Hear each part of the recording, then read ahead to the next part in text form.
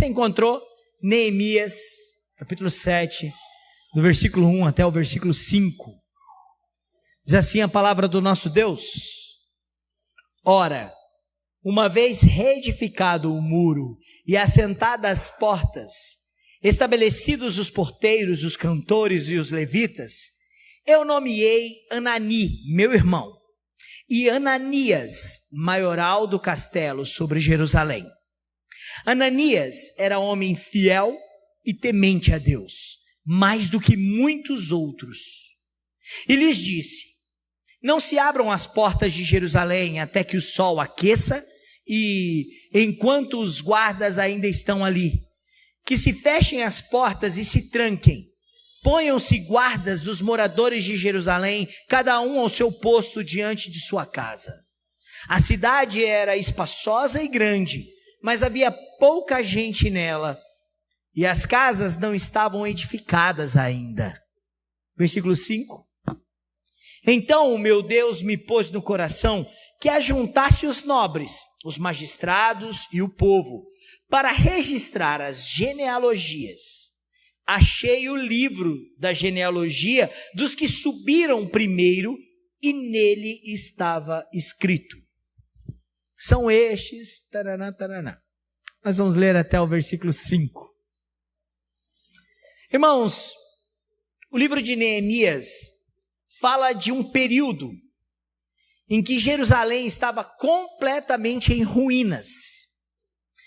Neemias era copeiro do rei e não tinha voltado ainda para Jerusalém. Ele servia o rei da Pérsia, Artaxerxes, no Império Persa, 1.500 quilômetros de Jerusalém.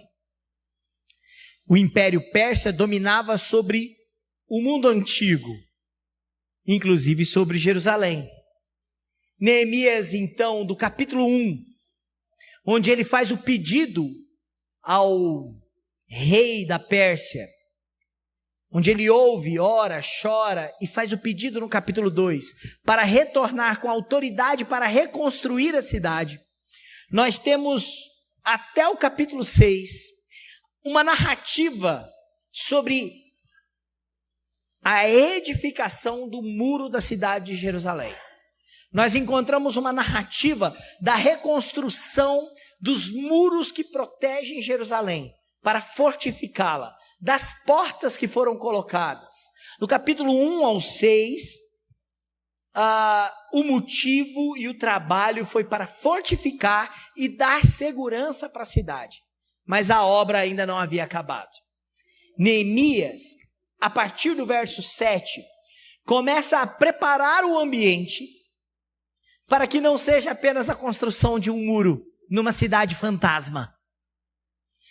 Para que não seja apenas a construção de um muro numa cidade em que as pessoas têm medo de habitar, mas não apenas o repovoamento de Jerusalém. Há um outro critério. Neemias está se preparando para restaurar o culto e a adoração no templo do Senhor. A vida espiritual do povo de Deus. Então ele toma medidas necessárias para que isso aconteça. E este é o tema do sermão desta noite. Medidas necessárias para servir a Deus. Medidas que precisamos tomar diante dos princípios que nós encontramos aqui na narrativa do capítulo 7 em Neemias, que são importantes para a restauração da nossa vida espiritual com Deus, do nosso serviço a Deus.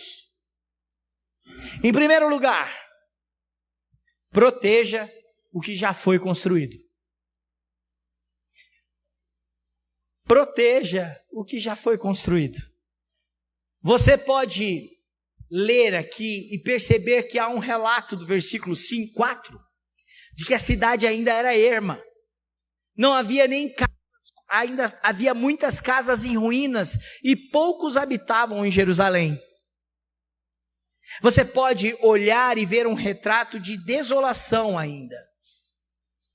Mas Neemias reconstruiu o muro e agora ele valorizava isso, protegendo aquilo que foi construído.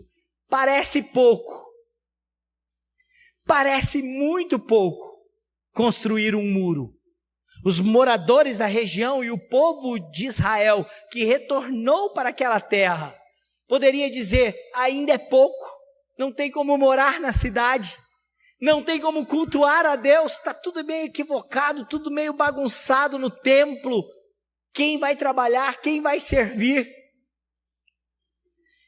Neemias diz: é pouco, mas é o que nós temos e o que o Senhor nos deu. Nós vamos cuidar, nós vamos proteger. Proteger a cidade era crucial, pois o muro estava pronto. Estava pronto, mas a cidade e a população ainda não estava lá. Não estava pronta. Olha o versículo 1. Uma vez edificado o muro e assentadas as portas, precisei estabelecer porteiros, cantores e levitas. Ele fala de guardas, mas aponta para o templo. Ele fala das portas da cidade que precisam ser guardadas, mas também aponta para uma vida litúrgica, uma vida espiritual. A vida espiritual, a vida de culto, a vida de serviço ao Senhor faz parte do que Ele tem construído em nós. O problema é que muitas pessoas não valorizam esta construção e não as protegem. Não protege o serviço ao Senhor. Não cuida disso. Não cuida com horário para estar na igreja. Não cuida com a dedicação dos preparativos da família, com a Bíblia, com as Escrituras. Não cuida com um coração voltado para essa necessidade. Neemias protegia o que já tinha. Ele só tinha um muro, mas era o que eles tinham. Ele veio para isso. Aqueles que tinham funções necessárias para a vida espiritual, para a segurança, como os guardas, os porteiros, como os cantores e os levitas, já foram levados para a cidade. Ainda era pouco. Até os cantores e levitas iriam guardar a cidade e vigiar nas poucas casas que haviam. Mas observem que aqui no final do capítulo 7, capítulo 7 é bem grande, nós não lemos ele inteiro. No último versículo, no versículo 73, você vai ler este relato. Os sacerdotes, os levitas, os porteiros, os cantores, alguns dos povos, os servidores do templo e todo Israel habitavam nas suas cidades, não em Jerusalém. Eles estavam fora da cidade. Para proteger a cidade, precisava-se dar condições de que ela fosse repovoada, habitada, e isso em segurança. Proteja o que foi construído. Traga para perto. Traga para o lugar certo. Tem gente que constrói e fica do lado de fora. Tem gente que fala sobre a fé, gosta das coisas da fé, mas ainda permanece ao derredor das coisas espirituais. Não dá um passo de compromisso. Não se torna um cidadão de Jerusalém. Meus irmãos, nós ainda não estamos na Jerusalém celestial. Mas a Bíblia nos ensina no Novo Testamento a viver como cidadãos de lá. As medidas tomadas serviram para dar segurança para a cidade. Observe o versículo 3.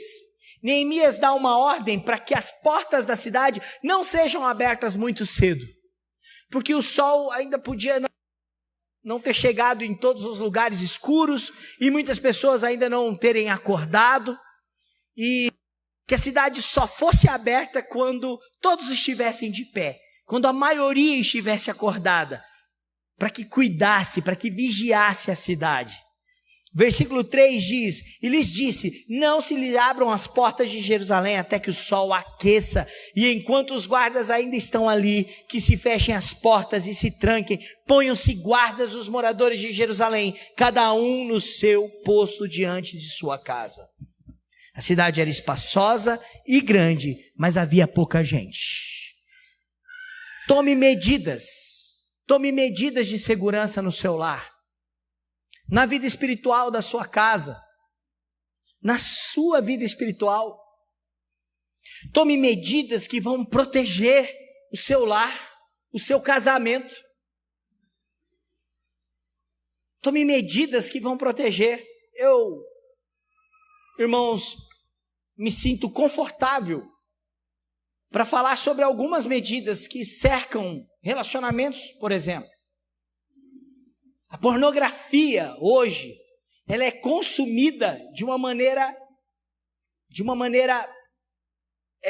como uma droga que vicia, que escraviza as pessoas.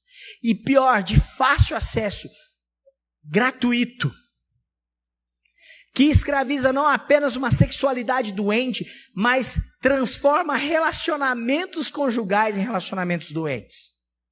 Proteja a sua vida, feche as portas do seu tablet, do seu celular, do seu computador para isso.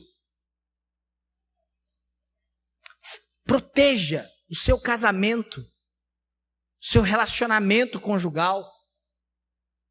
Um outro fator, irmãos, importante é a vida dos nossos filhos. Hoje pela manhã ministrei aos pais, eu sendo pai, proteja os seus filhos.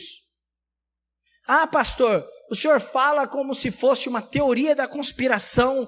Saiba você que o mundo, a carne e o diabo quer roubar os seus filhos do Senhor. Querem que os seus filhos se percam, querem o coração do seu filho, eles querem a mente deles, eles investem pesado com isso.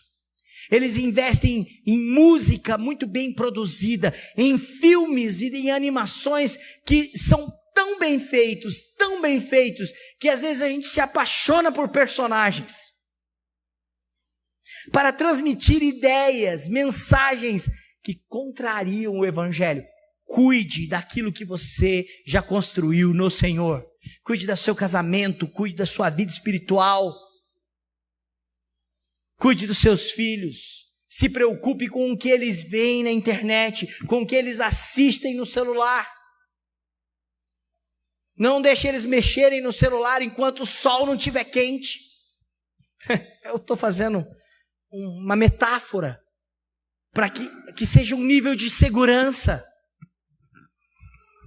Cuide do que está sendo construído. No processo de restauração espiritual, cuide do que você construiu no Senhor, sua família, do seu ministério na igreja. Eu gosto muito de um videozinho engraçado, nosso irmão diácono Yuri também, não é isso? Do menininho que não era nada, mas hoje eu sou baterista, irmão, olha o que Deus faz. Já viram esse vídeo? Pô, vou pôr no grupo da igreja. Eu não era ninguém, eu era um irmão, agora eu sou baterista. O menininho pequenininho falando. Cuide do que Deus já construiu na sua vida, seu ministério da igreja. Não descuide se você é professor da escola bíblica dominical. Não descuide do seu coração de investir em coração de crianças, de adolescentes. Cuide daquilo que já foi construído, para que você possa usufruir na cidade santa. Cuide da sua comunhão com a igreja. É preciso cuidar, sabia? Cuide para que você não viva no ermo, em ruínas de uma história ruim do passado. Às vezes você teve uma história ruim com a comunidade da fé, te frustrou, te machucou. Cuide do que já foi construído, para que você não queira viver fora de Jerusalém, mas dentro da cidade. Cuide da sua comunhão com Deus. Cuide do que já foi construído, porque faz parte do processo de restauração do Senhor. Em segundo lugar, se nós estamos falando de medidas necessárias para servir a Deus, e que essas medidas de segurança foram tomadas, inclusive, para cuidar daquilo que já foi construído e dar condições, precisam se qualificar para que essas condições aconteçam. Piedade, vida piedosa, é um fator de qualificação para você servir a Deus. Se existem medidas necessárias para servir a Deus, a melhor maneira de você se qualificar é com vida piedosa. Engana-se quem acha que para servir a Deus, a melhor maneira é fazer um curso de teologia num seminário. Engana-se quem pensa que para servir a Deus, você precisa estar numa igreja que você acha todo mundo legal. Engane-se se você pensa que para servir a Deus, você precisa de reconhecimento humano. Quando nós olhamos para a história de Neemias no versículo 2, aqui do capítulo 7, você vai perceber que Neemias delega liderança. Ele é o líder, mas ele agora está mudando a fase. O muro está pronto. Nós queremos que isso aqui seja, de novo, o que era o povo de Deus, uma nação do Senhor. Então ele lidera, ele delega a liderança. E olha só quem ele escolhe. Ele escolhe pessoas qualificadas para servirem ao propósito da restauração de Deus. O nome destes homens é Anani e Ananias. Eles não são desconhecidos. Você já ouviu falar deles no capítulo 1 de Neemias? E você já ouviu falar deles no capítulo 3 de Neemias, quando os líderes estão construindo o muro? Estes dois homens se tornarão líderes do povo de Israel. Eles foram escolhidos por Neemias e foram escolhidos pela sua qualificação. Mas a sua qualificação não é uma graduação política do seu partido político com maioria em Jerusalém. A sua qualificação não é uma qualificação acadêmica de graduação e preparação para liderar Israel. Embora essas coisas não se tornam obsoletas e nem porque não é este o fator principal, elas não podem ser necessárias e inclusive buscadas. Mas a qualificação é espiritual. Estes homens foram escolhidos por causa da sua vida piedosa. Vida piedosa é o principal fator que qualifica pessoas para servirem a Deus. Você quer servir a Deus? Quer? Vida piedosa. Você quer servir a Deus? Vida piedosa. Pastor, mas eu sou tão limitado. Eu queria me envolver com a escola bíblica dominical, mas eu tenho muitas dificuldades. Vida piedosa é mais importante do que algumas outras coisas. Pastor, eu quero servir a Deus, mas eu não tenho dinheiro. Vida piedosa é mais importante do que dinheiro.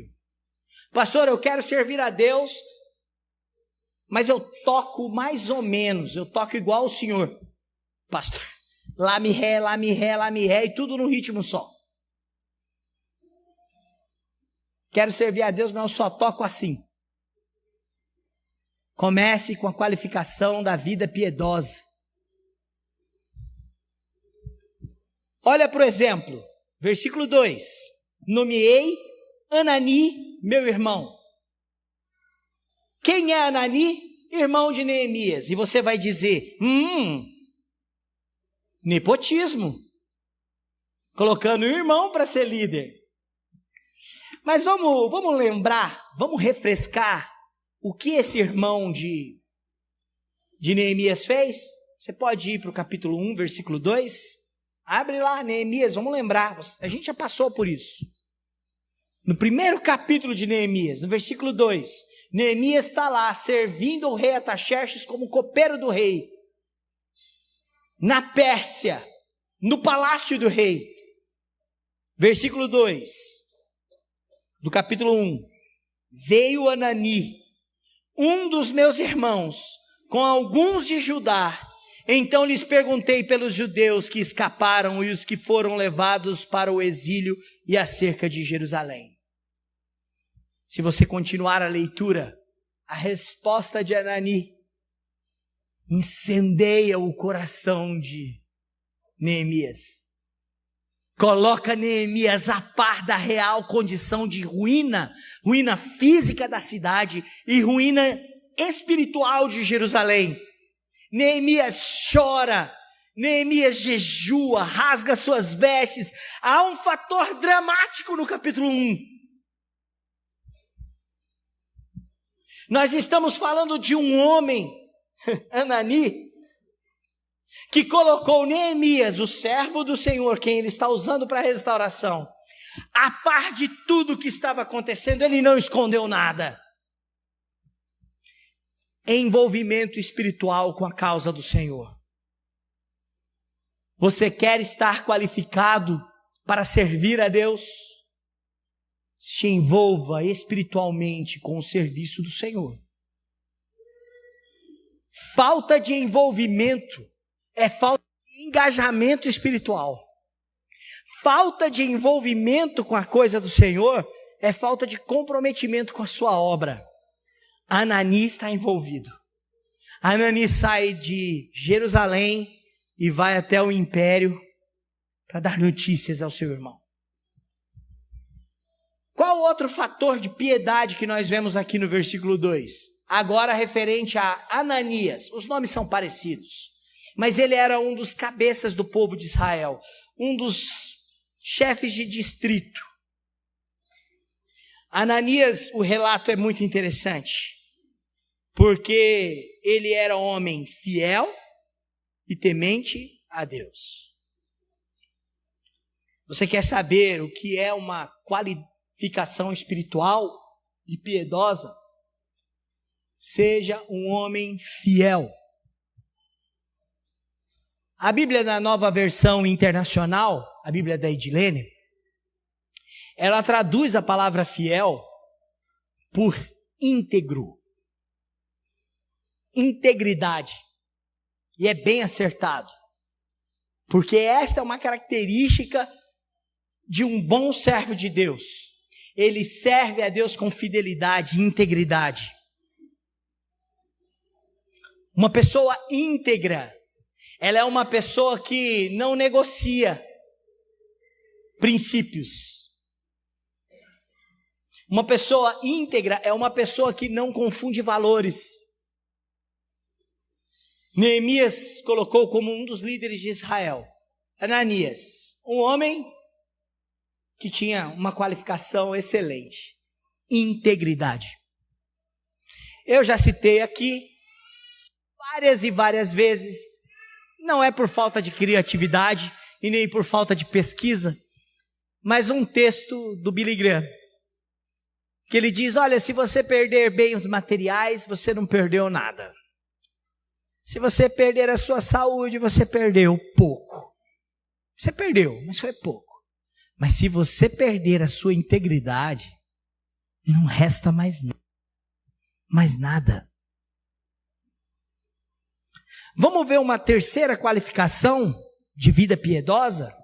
Ele era temente a Deus. Irmãos, eu ensino aqui na igreja o que é temer a Deus. É ter uma consideração tão grande pelo caráter e o ser de Deus. É ter uma reverência tão verdadeira e poderosa sobre os mandamentos de Deus e os decretos de Deus. É ser tomado por quem Deus é, pelo que Ele quer, de uma forma tão intensa, que eu levo Ele a sério em tudo. Eu levo a sério sobre quem Ele é e levo a sério sobre o que Ele diz. Quem leva a Deus a sério, irmãos, ouve a palavra de Deus e não a palavra dos homens. Quem leva a Deus a sério age como Pedro e João, que presos na porta formosa do templo, apanharam do colégio sacerdotal em Jerusalém e foram proibidos de falar em nome de Jesus. E a resposta de Pedro e João é: nos importa obedecer a Deus e não aos homens. Por que Pedro e João respondem assim? Porque eles são machos até debaixo d'água? Não, por temor ao Senhor. Você quer servir a Deus? A qualificação é o temor do Senhor. Você quer escolher homens que sirvam aos propósitos de Deus? Escolham homens que temam ao Senhor. Este é um princípio para a escolha de pastores, de presbíteros e de diáconos na igreja. Quem leva a Deus a sério está qualificado para servir. E olha que interessante, o relato sobre Ananias é que existe uma superioridade em como ele leva a Deus a sério. Ele faz isso mais do que os outros homens. Vida piedosa qualifica a gente para servir a Deus. Não é o quanto você toca bem. Não é o quanto você estudou. Na verdade, os seminários e os púlpitos modernos estão cheios de homens que falam sobre Deus, mas não podem provar o seu novo nascimento em Cristo Jesus. Não evidenciam que nasceram de novo, mas estão ocupando púlpitos. Estão falando em nome de Deus, mas não há evidências da conversão. Irmãos, eu ainda quero que você olhe para o final do capítulo. A partir do versículo 61, Neemias está fazendo uma pesquisa num livro que ele encontrou de genealogia. E algumas pessoas que se apresentaram para servir no templo, como levitas, como sacerdotes, oficiais do templo, não são encontrados neste livro da genealogia. Se você ler no versículo 63, você vai perceber que eles casaram com estrangeiros incrédulos, com pagãos. E houve uma mistura étnica.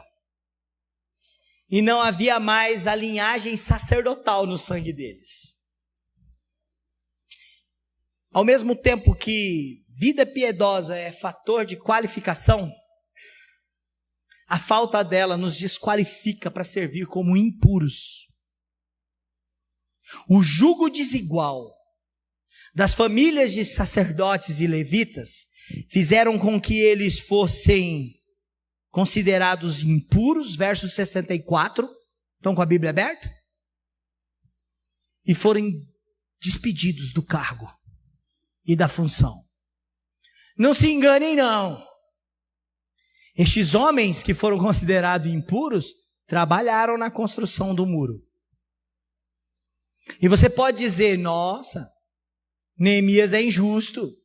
O governador que Neemias colocou, Anani e Ananias, estão sendo injustos. Mas na narrativa de Neemias você não vai encontrar oposição. Sabe por quê? Porque falta de qualidade, qualificação espiritual e piedosa é impureza diante de Deus. Estes homens foram considerados imundos para o sacerdócio. Eles não faziam parte da linhagem do povo de Israel. E o governador, versículo 65, lhes disse que não comessem das coisas sagradas. A gente está estudando Levítico. Lembra que o sumo sacerdote comia dos pães da propiciação? Lembra disso? Onde Deus aceita a nossa oferta. Eles estavam impedidos, desqualificados para esta função. O jugo desigual, irmãos, étnico para o povo de Israel, apontava uma mistura religiosa e uma falta de e assumir um sincretismo religioso com outros deuses. Foi exatamente isso que levou o povo para a Babilônia, para o cativeiro. E agora eles retornando do cativeiro, Neemias age e os seus líderes de acordo com a palavra do Senhor. Terceiro e último lugar.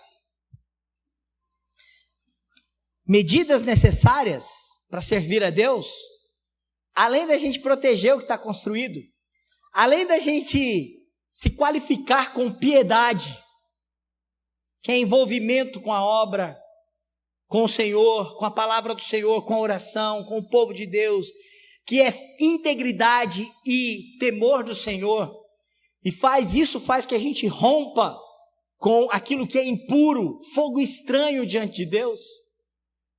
Eu preciso caminhar com o povo de Deus. Você quer servir a Deus? Uma medida necessária é estar com o povo de Deus. É viver com o povo de Deus. Neemias queria repovoar Jerusalém. Vamos trazer gente boa aí de outros países, né? Vamos fazer igual a Babilônia fez, pegar os melhores das nações, de todas as nações, e levar para a Babilônia para formar um conselho de sábios. Não foi isso que Nabucodonosor fez? Não é essa a ideia de hegemonia que passava pelo coração de Neemias. O princípio de Deus é outro. Os grandes imperadores como Nabucodonosor, Taxerxes, o rei da Pérsia, Alexandre o Grande, eles agiam por hegemonia. Eles conquistavam os países, tiravam o melhor deste país e levavam para sua capital para formar um conselho de sábios. Aonde Neemias vai para encher a cidade de Jerusalém de povoamento e a casa do Senhor de serviço de culto? Para onde Neemias vai? Ele ouve o Senhor. E o Senhor faz ele procurar o livro da genealogia. E voltaram com Zorobabel do exílio. Olha, irmãos, isso é lindo. Versículo 5 diz: então o meu Deus me pôs no coração que ajuntasse os nobres, os magistrados e o povo para registrar as genealogias. Eu achei o livro da genealogia dos que subiram primeiro. O versículo 6 vai falar de Zorobabel, que foi o primeiro governador da volta do exílio. Esdras capítulo 2. Os primeiros que voltaram do exílio da Babilônia, que na verdade agora estavam sobre o Império Persa, voltaram por ordem do rei Ciro e tiveram como seu governador Zorobabel. Estes homens eram descendentes do povo de Israel.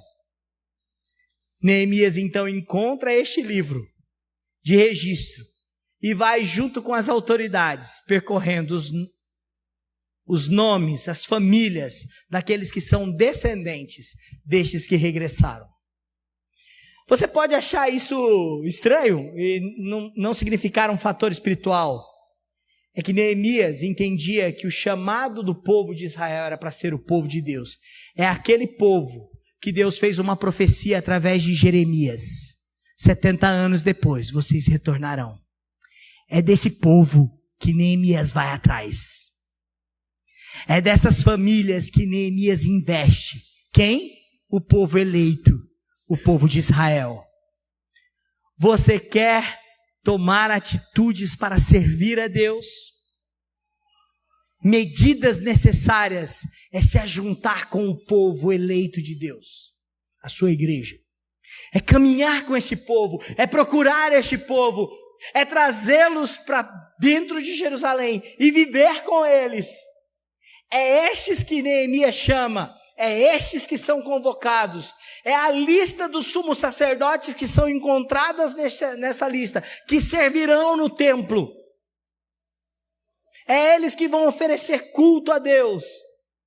Irmãos, isso é lindo. Ande com o povo de Deus. Ande com a igreja. Nós vivemos uma fase de pessoas desigrejadas, que não gostam de igreja. Elas não gostam dos crentes, elas não gostam do povo da igreja. Elas preferem estar em qualquer outro lugar do que o momento de comunhão. Hoje pela manhã, um café da manhã para o Dia dos Pais, né? Tava aquele furdúncio, gente correndo, brigando por causa de pão de queijo. Brincadeira, ninguém brigou por causa. Falar nisso, minha senhora, hoje no final da mensagem vai ter, sobrou dele café da manhã, né? Tem bolo, tem um bolo que eu acho que foi o Lorenzo que trouxe.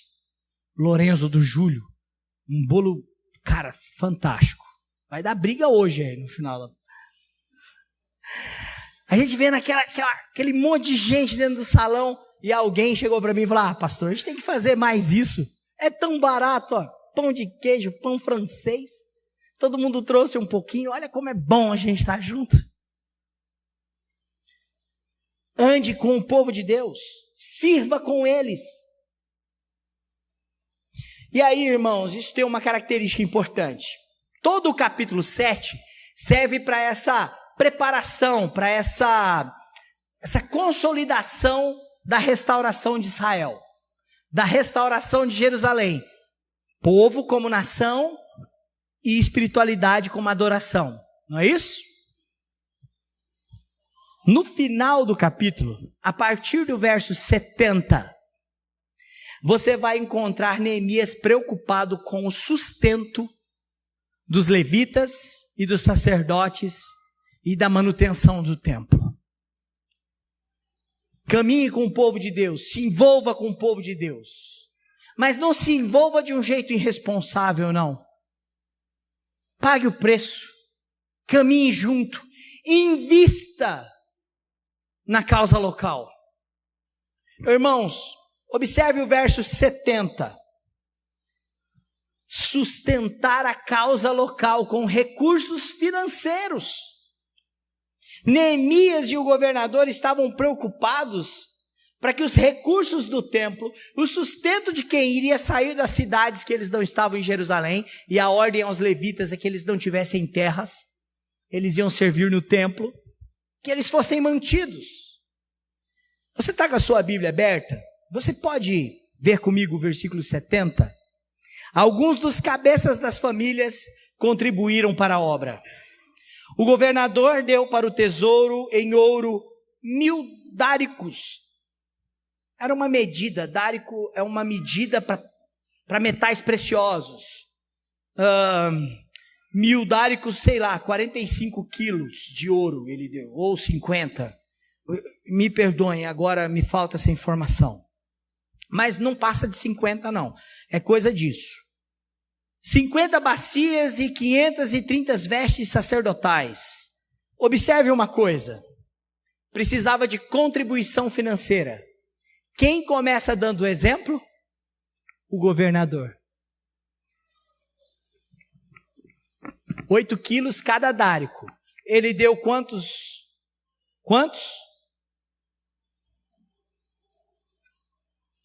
Mas eu acho que eu acho que é 50 quilos que vai dar, ou 45, viu? Isso é importante. Eu sei que era ouro para dar com pau. Ou para dar com ouro mesmo. Era muito ouro. E o fato é que quem fez isso primeiro foi o governador. O governador contribuiu primeiro. Depois, quem contribuiu também para o sustento da causa local? Versículo 71. O versículo 71 diz: alguns dos cabeças das famílias deram para o tesouro em ouro 20.000 dáricos e em prata 2.200 arretéis, e por aí vai. Os líderes contribuíram. E por último, o povo contribuiu. Olha o versículo 72. O que deu o restante do povo foi em ouro 20.000 dáricos, e 1.000 arretéis em prata, e 70 vestes sacerdotais.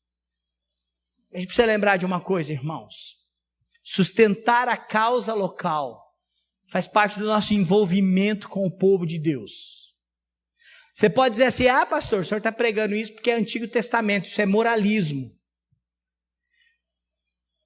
É preciso lembrar uma coisa, irmãos, que a contribuição financeira na vida do povo de Deus é uma dádiva. Faz parte do seu envolvimento com a obra do Senhor. Realmente no Novo Testamento não há uma ordem explícita para você entregar o dízimo. Mas há um princípio de sustento na causa local, que a igreja primitiva mantém. Gente que não quer contribuir, nem com recursos financeiros da causa local, é gente que só quer usufruir, mas não quer se comprometer. Não quer comprometer a sua renda, não quer comprometer as suas finanças, não quer comprometer o seu tempo, não quer comprometer nada do que ele tem. Deus não precisa do nosso dinheiro, mas nós precisamos estar envolvidos com a causa local. Esta obra de restauração acontece primeiro pelos líderes. Quantos aqui são membros da igreja há 10 anos? 10. Quantas vezes os presbíteros da igreja foram lá na sua casa cobrar o dízimo? O pastor da igreja. Que bom, né? É assim mesmo que é para ser. Que isso mostra envolvimento. Mas olha só, vocês já participaram de assembleia, não participaram? Aí elege os diáconos. Tá aqui os diáconos recém-eleitos, Heber, Yuri, André. Quando vocês foram eleitos, foram feitas 2 perguntas aqui na assembleia para vocês. Primeiro, vocês aceitam? Foi isso? Vocês aceitam a função? E vocês responderam sim. Nós não estamos coagidos, não. A gente queria a função de diácono na igreja. Qual que foi a segunda pergunta? Vocês são dizimistas?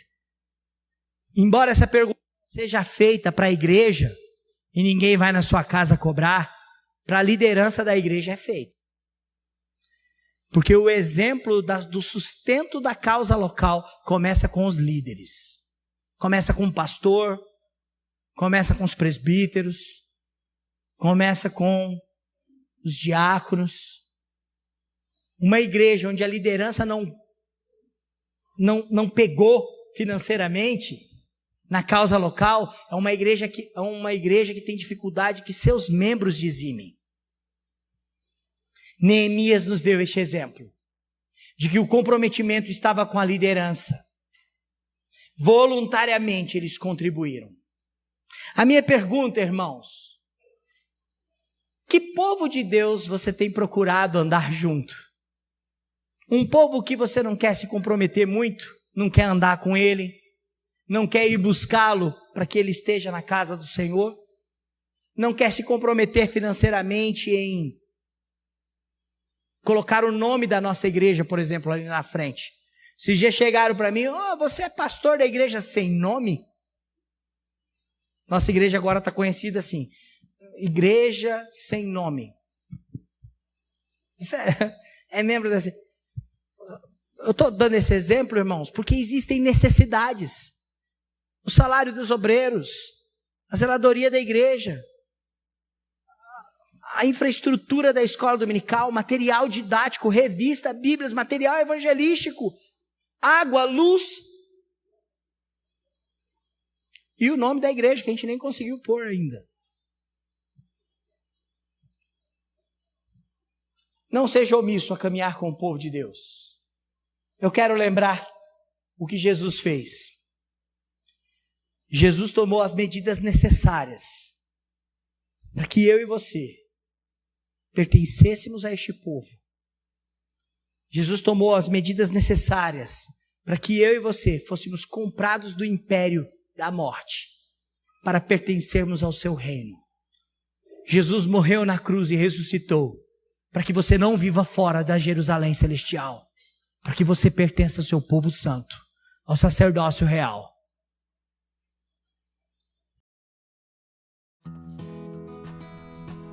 Ei pessoal, quer continuar assistindo os nossos vídeos? Clique aqui e você vai ter acesso em outros vídeos. Mas também se inscreva no nosso canal, tá bom? Acione o sininho e compartilhe com outras pessoas.